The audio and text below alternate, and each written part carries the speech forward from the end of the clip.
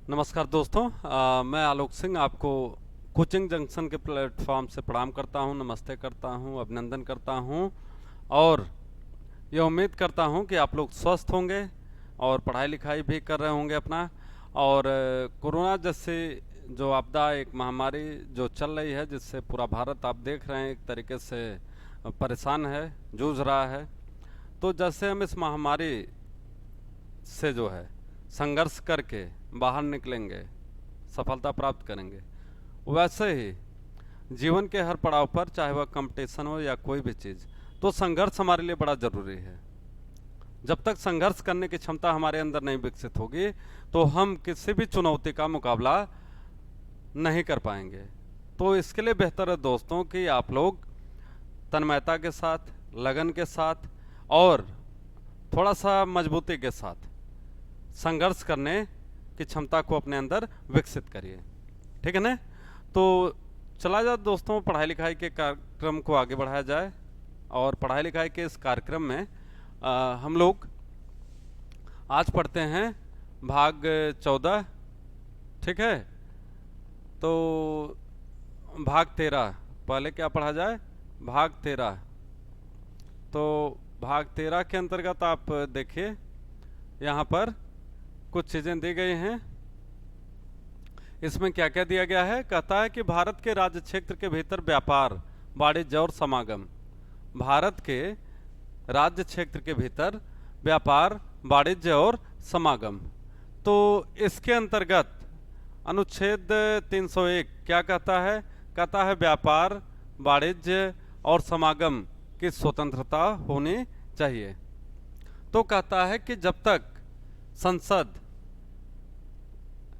कोई विधान बना करके, कोई विधि बना करके, कोई ऐसा प्रतिषेध, कोई ऐसा नियंत्रण नहीं स्थापित करती है, तब तक भारत के प्रत्येक भाग में, भारत के प्रत्येक भाग में अबाध रूप से, निर्बाध रूप से, बगैर किसी बाधा के जो है पूरे भारत में व्यापार, वाणिज्य और समागम की स्वतंत्रता प्राप्त रहेगी। अगर कोई प्रतिबंध बनाना है, स्थापित करना है, तो उसके लिए यह जरूरी है कि वह संसद विधि बना करके कोई प्रतिबंध स्थापित करे। अगर संसद ने ऐसा कोई विधि नहीं बनाया हुआ है तो किसी भी प्रकार का जो कह रहा है व्यापार है, वाणिज्य है और समागम है, वह है निर्बाध रूप से, अबाध रूप से पूरे भारत में प्रारंभ रहेगा। यह चीज यहां पर अनुच्छेद 301 के अंतर्गत की गई है। ठीक है ना? अनुच्छेद 302 की बात करें तो कहता है व्यापार, वाणिज्य और समागम पर निर्बंधन अधिरोपित करने की संसद की शक्ति। तो कहता है कि अगर व्यापार पर, वाणिज्य पर और समागम पर कोई निर्बंधन, कोई बाधा उत्पन्न करनी है, कोई प्रतिबंध लगाना है, तो it can be done only by the parliament. तो कहता है कि parliament is the sole authority, parliament is the supreme authority to put sanction, ban on trade, commerce and any type of movement in any part of Indian territory। Bharat के किसी भी भूभाग पर संसद को यह अधिकार होगा कि वह विधि द्वारा, विधि स्थापित करके ही किसी स्थिति में व्यापार, वाणिज्य और समागम पर निर्बंधन स्थापित कर सकती है। ठीक है ना? इस चीज को जो अनुच्छेद 301 में दिया गया है, 302 में उसकी व्याख्या कर दी गई है स्पष्ट रूप से। ठीक है? तो यह चीज आपको याद रखनी है। आगे देखा जाए, 301 इंपॉर्टेंट है आपके लिए, इस चीज को भी याद रखिएगा। 303 में क्या कह रहा है? व्यापार और वाणिज्य के संबंध में संघ और राज्यों की विधायी शक्तियों पर निर्बंधन। व्यापार और वाणिज्य के संबंध में संघ और राज्यों की विधायी शक्तियों पर निर्बंधन। तो कहता है कि संघ की विधायी शक्ति और राज्य की विधायी शक्ति, मतलब विधि बनाने की शक्ति, यह एक तरीके से सीमित है। ऐसा नहीं कि राज्य को किसी ऐसे मामले में अधिकार प्रदान किया गया राज्य के विधानमंडल को या केंद्र के विधानमंडल को कि वह जैसे चाहे वैसे व्यापार के नियम बना दे। बिल्कुल नहीं।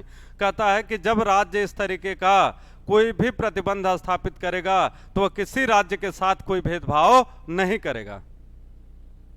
जब राज्य अथवा केंद्र, संघ मतलब कोई भी विधि स्थापित करता है तो वह अपने विधि स्थापना में इस बात पर वहां निर्बंध किया गया है, प्रतिबंध लगाया गया है कि राज्य विधि बनाते वक्त या संघ विधि बनाते वक्त कोई भेदभाव पूर्ण नियम किसी भी राज्य के फेवर में और किसी राज्य के विरोध में नहीं स्थापित कर सकता है। इसलिए यहां पर राज्य के विधानमंडल और संघ के विधानमंडल पर यह प्रतिबंध लगाया गया कि भैया ठीक है, तुम नियम बनाओ, you are the supreme authority to make the law, but your law should not be discriminatory, your law should not be discriminatory। आपका कानून जो है वह भेदभाव पर आधारित नहीं होगा। ठीक है ना। तो यह चीज भी यहां पर अनुच्छेद 303 के अंतर्गत दी गई है। ठीक है। इसके बाद कहता है कि अनुच्छेद 304 के अंतर्गत कि राज्यों के बीच व्यापार, वाणिज्य और समागम पर निर्बंधन। ठीक है। एक राज्य का दूसरे राज्य से अबाध व्यापार हो सकता है, निर्बाध व्यापार हो सकता है, लेकिन कह रहा है कि उस पर निर्बंधन भी लगाया जा सकता है। निर्बंधन किस स्थिति में लगाया जाएगा? निर्बंधन उस स्थिति में लगाया जाएगा कि अगर वह मामला संघ के अधीन आता है, संघ के अधीन आता है और कोई राज्य एक राज्य के साथ कोई और नियम बनाए, दूसरे राज्य के साथ कोई और नियम बनाए, तो कह रहा है कि ऐसी स्थिति में वह कानून क्या होगा? अवैध होगा। ठीक है ना। तो राज्य जब भी दूसरे राज्य से व्यापार करे तो जो नियम बनाएगा वह एक राज्य के लिए ही नहीं बल्कि समस्त राज्यों के लिए बनाएगा। इस बात का उपबंध यहां पर किया गया है। ठीक है। तो कहता है कि उनके ऊपर निर्बंधन कहाँ लग रहा है? निर्बंधन या प्रतिबंध या निषेध वहां पर लग रहा है जब कोई कानून भेदभावपूर्ण हो, अन्यथा कोई निर्बंधन लगाने का वहां कोई गुंजाइश नहीं है। It is strictly prohibited. ठीक है। आगे देखिए 305 के अंतर्गत क्या कर रहा है? कहता है विद्यमान विधियों और राज्य के एकाधिकार का उपबंध करने वाली विधियों की व्यावृत्ति। तो कहता है कि जो कानून पहले से उपलब्ध है, भारत में बना हुआ है, और साथ ही साथ कहता है कि जो राज्य के एकाधिकार का उपबंध करने वाली कोई ऐसी विधि है तो इस बात का भी प्रतिषेध किया गया है, इस बात को भी रोका गया है संविधान के द्वारा कि ऐसा कोई भी नियम नहीं बनेगा जो किसी एक राज्य को विशेष संरक्षण प्रदान करे। लेकिन देखिए ऐसी भी समस्याएं कई बार आती हैं कि कुछ राज्य हमारे अति पिछड़े होते हैं या कुछ राज्य ऐसे होते हैं जिन्हें किसी चीज की जरूरत ज्यादा होती है। मान लीजिए किसी राज्य में अकाल आ गया, सूखा आ गया, किसी राज्य में भूकंप आ गया, किसी राज्य में ऐसी कोई आपदा आ गई कि जहां पर उसको विशेष राहत की जरूरत है। तो ऐसे में जब कोई विधि बनेगी तो वह भेदभावपूर्ण नहीं कही जाती है। उसे हम क्या कह सकते हैं? वह कह सकते हैं कि सकारात्मक विभेद। क्या कह सकते हैं? सकारात्मक विभेद उसे कहा जाता है, पॉजिटिव डिस्क्रिमिनेशन। तो इस बात को आपको ध्यान देना है कि यह जो तमाम चीजें दी गई हैं वह है इसी आधार पर जस्टिफाई की जा सकती हैं, सकारात्मक विभेद के आधार पर प्रमाणित किया जा सकता है कुछ को। हाँ, यहाँ पर इस स्थिति में ऐसा किया गया है, अन्यथा किसी तरीके का कोई भेदभाव नहीं किया जाता। तो दोस्तों आपने देखा कि भाग 13 जो है वह हमारे व्यापार और वाणिज्य को लेकर के तमाम नियम बनाए गए हैं। कहाँ पर? व्यापार, वाणिज्य और समागम पर यह नियम बनाए गए हैं, और वह नियम जो है संघ की विधायिका अथवा राज्य के विधानमंडल के द्वारा अपनाए जाने हैं।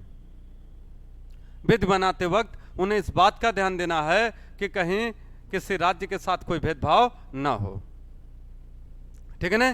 तो इस भाग में यह चीजें हैं। और हमने कहा अनुच्छेद 301 आपके लिए बहुत महत्वपूर्ण है, it's very important. So please go through this article and prepare as per your exam. आगे देखा जाए,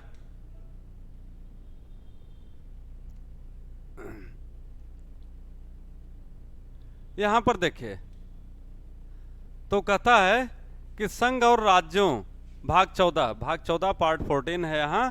कहता संघ और राज्यों के अधीन सेवाएं, संघ और राज्यों के अधीन सेवाएं, अध्याय 1।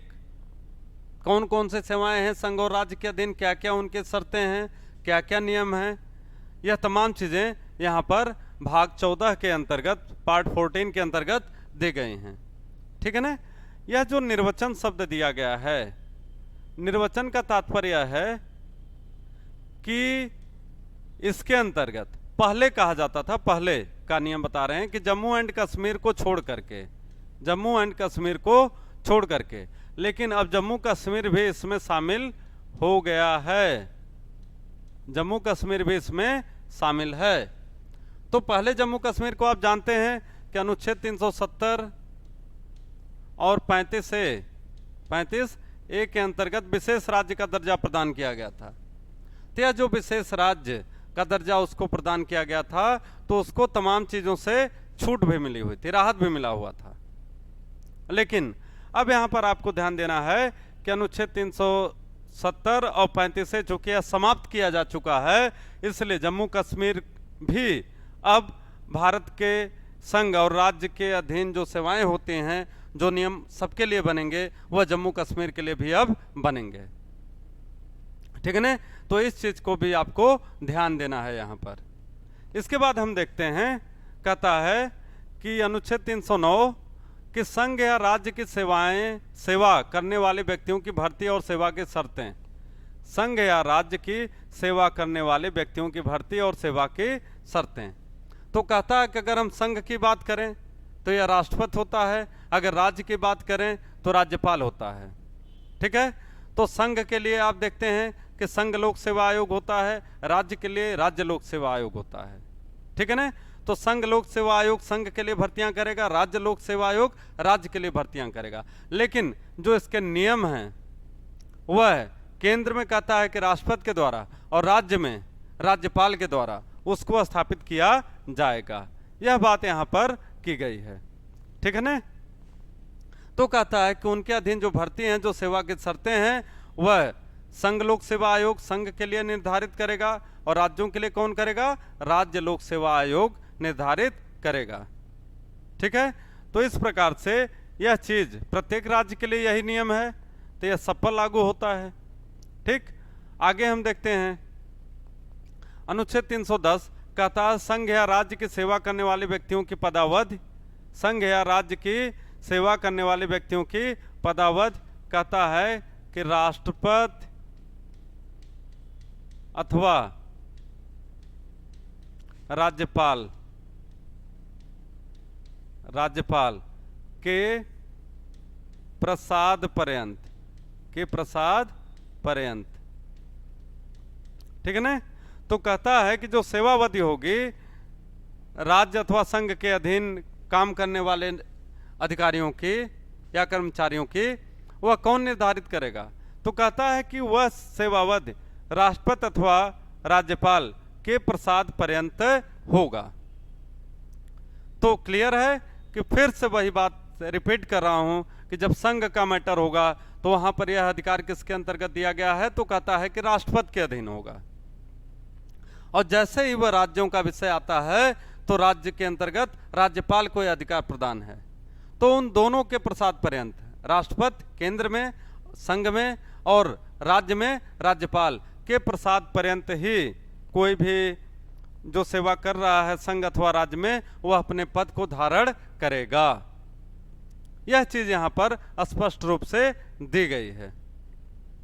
ठीक है ना। फिर कहता है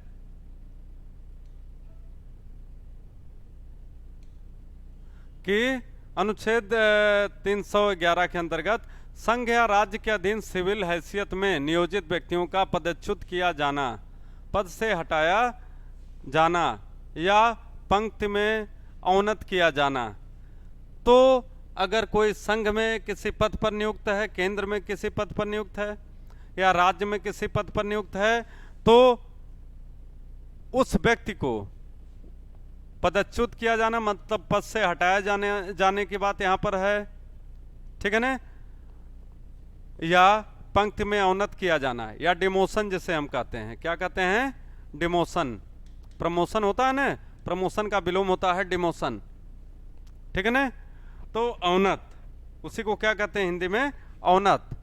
तो यह जो प्रमोशन और डिमोशन है, जो पद से हटाया जाना है या टर्मिनेट किया जाना है, सस्पेंड किया जाना है, यह जो तमाम चीजें हैं, यह कौन करेगा? तो कहता है यह तमाम चीजें जो है केंद्र में राष्ट्रपति और राज्य में राज्यपाल करेगा, ठीक है। यह अनुच्छेद 311 के अंतर्गत दिया गया है। ये तो बहुत बेसिक चीजें हैं जिन्हें आपको याद रखना है, ठीक है। लेकिन आगे देखिए, बड़ा महत्वपूर्ण अनुच्छेद यहां पर है, बहुत महत्वपूर्ण।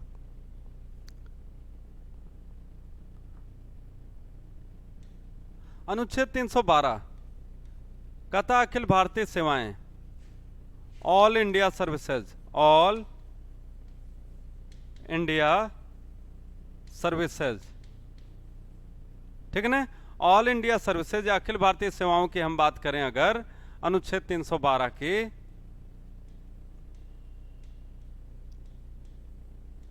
कहता है कि राज्यसभा अपने सदस्यों के उपस्थित एवं मतदान करने वाले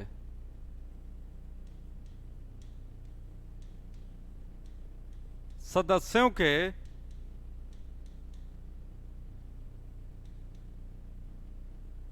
2/3 बहुमत से, 2/3 बहुमत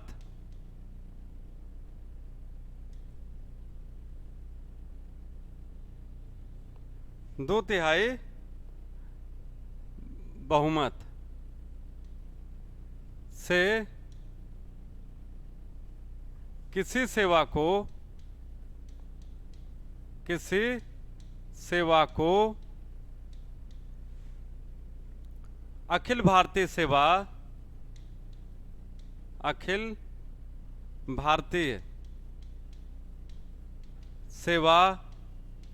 के रूप में स्थापित कर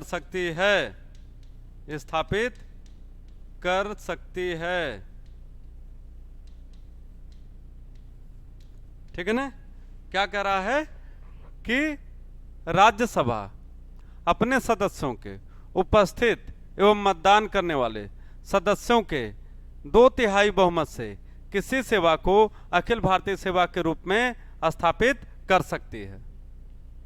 this is the authority of council of states, Rajya Sabha, to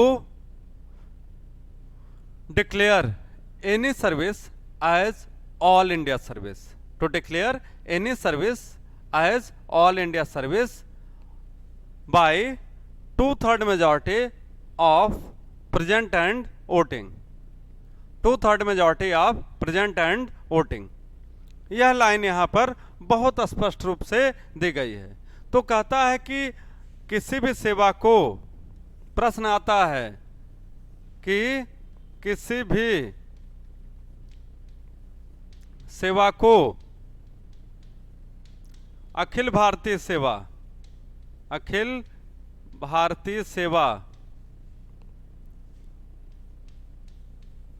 घोषित करने का अधिकार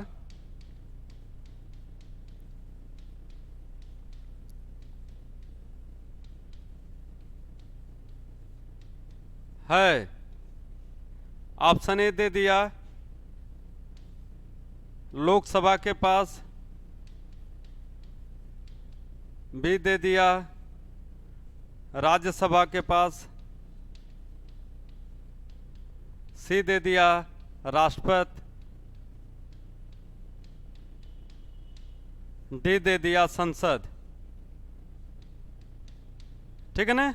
तो ऐसी स्थिति में आपको राष्ट्रपति की तरफ नहीं जाना है, बल्कि कहां जाना है? आपका आंसर कहां पर है?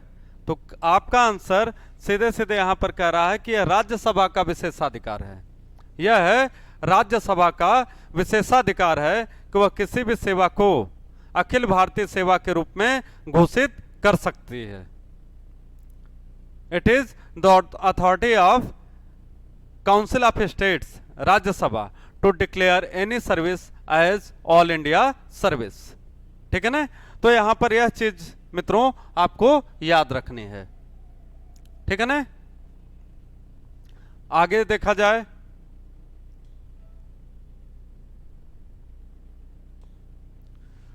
यहां पर कह रहा है 312 का कहता है कुछ सेवाओं के अधिकारियों की सेवा की शर्तों में परिवर्तन करने या उन्हें प्रतिसंहृत करने की संसद की शक्ति। मतलब कुछ ऐसी सेवाएं हैं जिनके अधिकारियों की सेवा शर्तों में परिवर्तन करने का अधिकार या उन्हें प्रतिसंहृत करने की संसद की शक्ति। तो कहता है यह शक्ति किसके पास है? संसद के पास। तो संसद को यह अधिकार प्राप्त है कि वह कुछ सेवाओं में परिवर्तन कर सकती है, उसकी सेवा शर्तों में परिवर्तन कर सकती है, कुछ सेवाओं को समाप्त भी कर सकती है, कुछ नए सेवाओं का गठन भी कर सकती है समय के साथ। ठीक है ना। तो यह तमाम अधिकार जो सेवा में परिवर्तन का है या उसे समाप्त करने का या नई सेवा के गठन का, सृजन का जो अधिकार प्रदान किया गया है यहाँ पर, वह किसको प्रदान किया जा रहा है? तो कह रहा है वह अनुच्छेद 312 कहता है कि यह करने की संसद की शक्ति है, संसद की शक्ति है। मतलब यह संसद का अपना विशेषाधिकार है। ठीक है ना, कि जो इस तरीके के काम कर सकती है। आगे कह रहा है अनुच्छेद 313 में संक्रमणकालीन उपबंध। संक्रमणकालीन उपबंध, संक्रमणकालीन का मतलब जो सामान्य रूप से ना हो, जो सामान्य रूप से ना हो। तो कहता है कि किसी विशेष परिस्थिति में, किसी विशेष परिस्थिति में राष्ट्रपति को यह अधिकार है या राज्य में राज्यपाल को यह अधिकार है कि वह ऐसी सेवाओं के विषय में कुछ संशोधन कर सकता, लेकिन जब भी वह करेगा तो वह किसके माध्यम से करेगा? तो कहता है कि वह संसद के माध्यम से। राष्ट्रपति होगा तो संसद केंद्र में, और राज्यपाल होगा तो वह राज्य के विधानमंडल के अनुसार करेगा। ठीक है ना।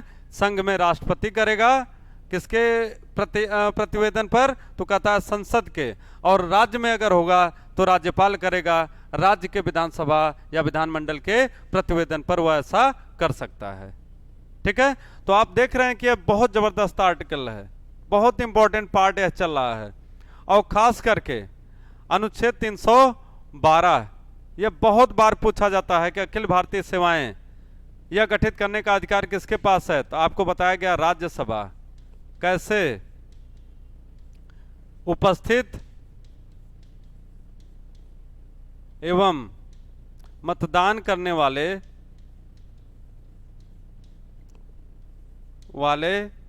सदस्यों के 2/3 बहुमत से, 2/3 बहुमत से। ठीक है ना। तो यह चीज आपको यहां पर ध्यान देना है। तो राज्यसभा का यह विशेषाधिकार, तो हमने कहा यह बहुत इंपॉर्टेंट है। ठीक है। इसके बाद 309 बहुत इंपॉर्टेंट है, बहुत इंपॉर्टेंट। इसके बाद हम लोग थोड़ा सा आगे चलते हैं। आगे देखा जाए कि क्या चीजें दी गई हैं। तो यहां पर देखिए कह रहा है कि अनुच्छेद 315, अनुच्छेद 315 संघ और राज्यों के लिए लोक सेवा आयोग। ठीक है ना। तो कहता है कि संसद विधि द्वारा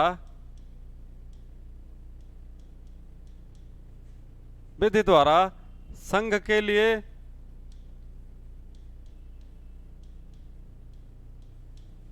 संघ लोक सेवा आयोग,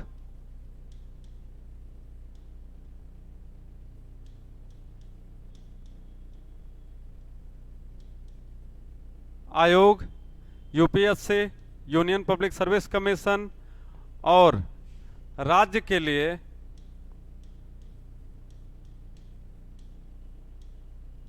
राज्य लोक सेवा आयोग, राज्य लोक सेवा आयोग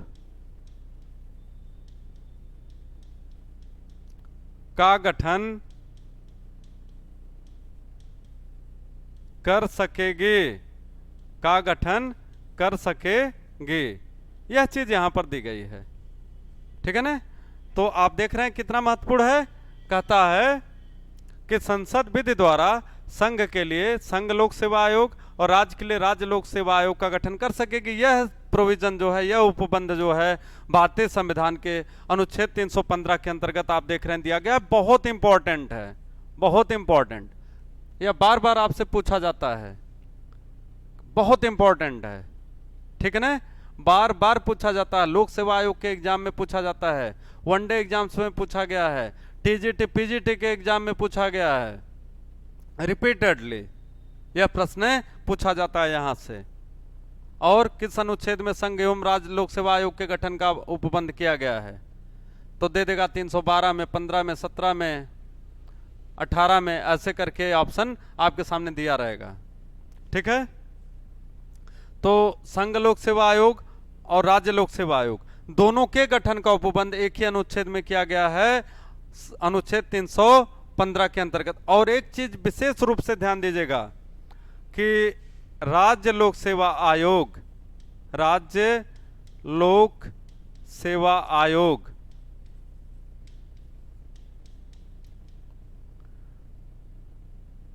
स्वायत्तशासी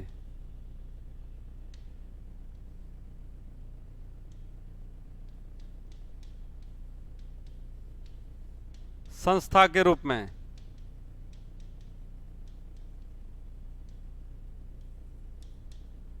स्वायत्तशासी शब्द को यहां पर हटा भी सकते हैं।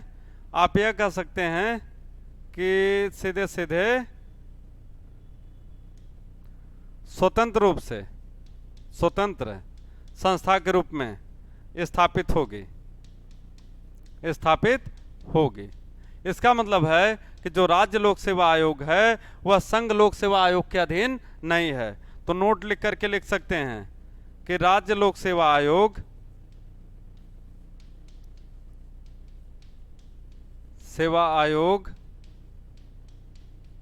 संघ लोक सेवा आयोग के अधीन नहीं होगा, संघ लोक सेवा आयोग के अधीन नहीं होगा, नहीं होगा, ठीक है ना। यह चीज यहां पर दी गई है। तो आप देखिए कि बहुत इंपॉर्टेंट है, हमने कहा। और इस चीज को आप अपने एग्जाम के हिसाब से अनुच्छेद 312 है, 315 है, इसको एकदम याद कर जाइए। हमने कहा बार बार पूछा जाता है, ठीक है ना। तो आपको ध्यान देना है। यहां पर आगे कह रहे हैं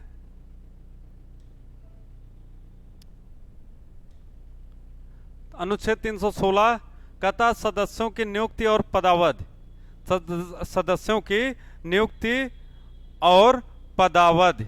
तो कहता है कि संघ में 65 वर्ष की आयु, 65 वर्ष की आयु यह अधिकतम है, अधिकतम आयु,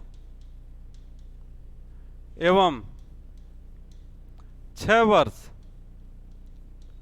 से अधिक का कार्यकाल नहीं हो सकता। 6 वर्ष से अधिक का कार्यकाल नहीं हो सकता, नहीं हो सकता, ठीक है ना। तो कितना, 65 वर्ष की आयु एवं 6 वर्ष से अधिक का कार्यकाल नहीं हो सकता है।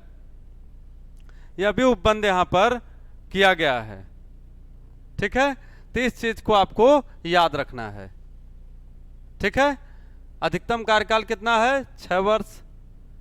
अधिकतम एज कितनी है? 65 वर्ष। यह संघ के लिए है। लेकिन जब हम राज्यों के लिए बात करते हैं तो राज्यों के लिए या किसी भी मेंबर के लिए, तो जब राज्य में यह बात करेंगे तो वहीं 62 वर्ष आयु हो जाएगी, बाकी कार्यकाल 6 वर्ष ही रहेगा। अधिकतम कार्यकाल 6 वर्ष। लेकिन आयु जो है हमने कहा राज्यों के लिए या प्रांतों के लिए जो है वह 62 वर्ष हो जाएगी।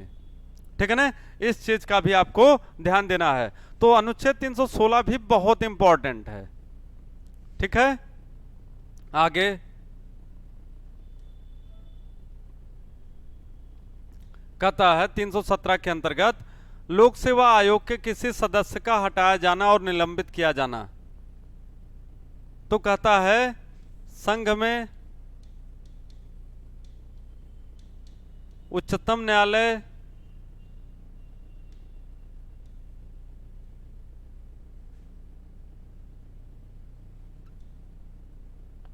संघ में उच्चतम न्यायालय के जांच पर राष्ट्रपति के द्वारा एवं राज्य में उच्च न्यायालय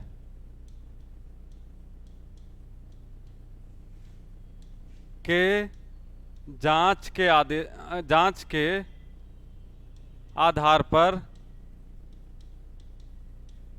पर राज्यपाल के द्वारा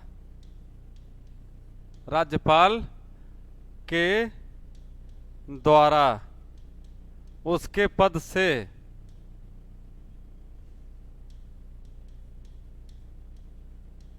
हटाया जा सकता है। क्लियर कट है, बहुत क्लियर है। यहां पर संघ में उच्चतम न्यायालय की जांच पर एवं राष्ट्रपति के द्वारा उसको पद से हटाया जाएगा, एवं राज्य में उच्च न्यायालय के जांच के आधार पर राज्यपाल के द्वारा उसके पद से हटाया जा सकता है। अन्यथा किसी अन्य उपबंध के द्वारा उसको उसके पद से नहीं हटाया जा सकता है, चाहे वह अध्यक्ष हो अथवा सदस्य हो। ठीक है ना, यह प्रक्रिया यहां पर लागू होती है। ठीक है ना। आरोप क्या बनेगा? कदाचार। किस आरोप पर? कहता है किस आरोप पर। ठीक है, तो आंसर यहां है कदाचार।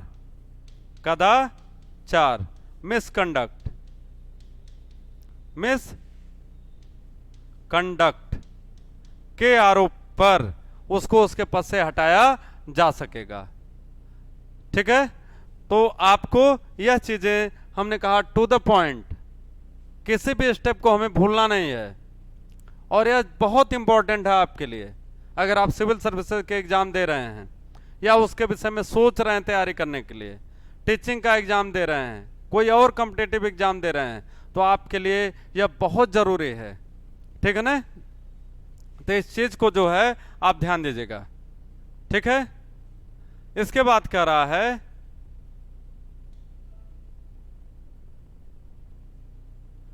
कि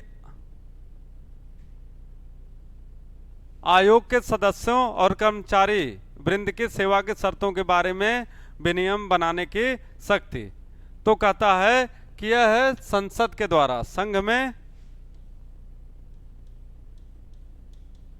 में संसद, राज्य में राज्य विधानमंडल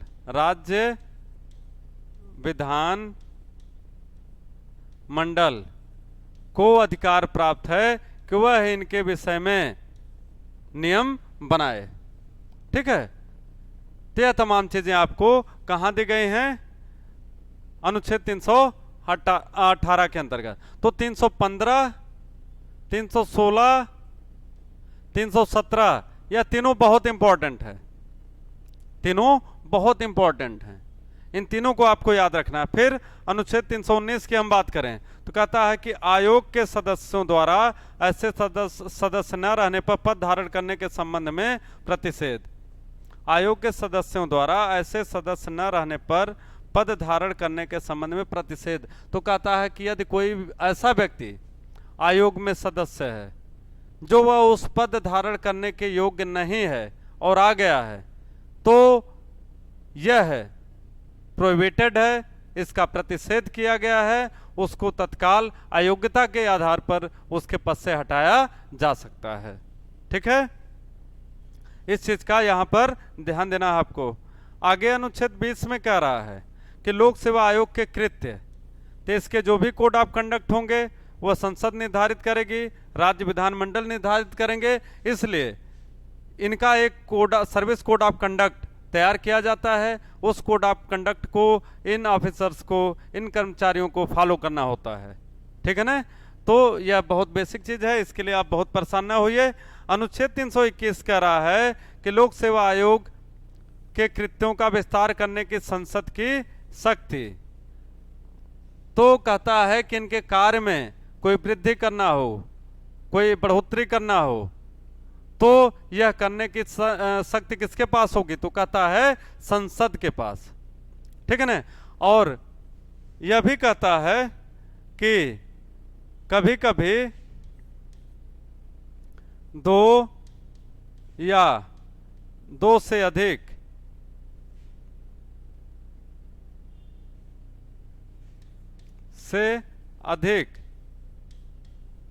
राज्यों के लिए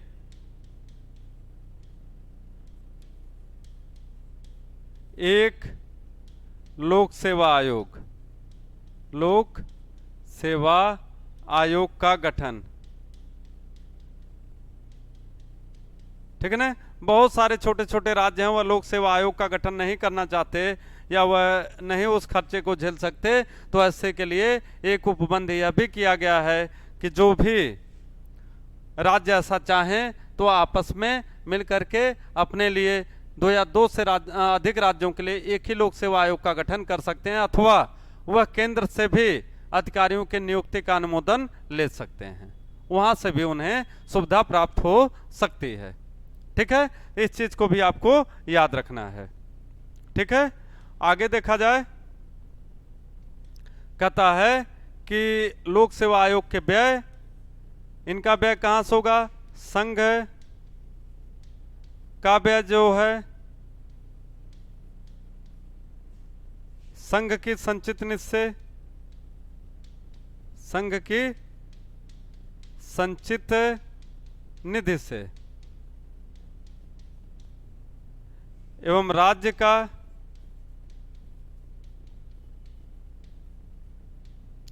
राज्य की संचित निधि से, राज्य की संचित निधि से दिया जाएगा।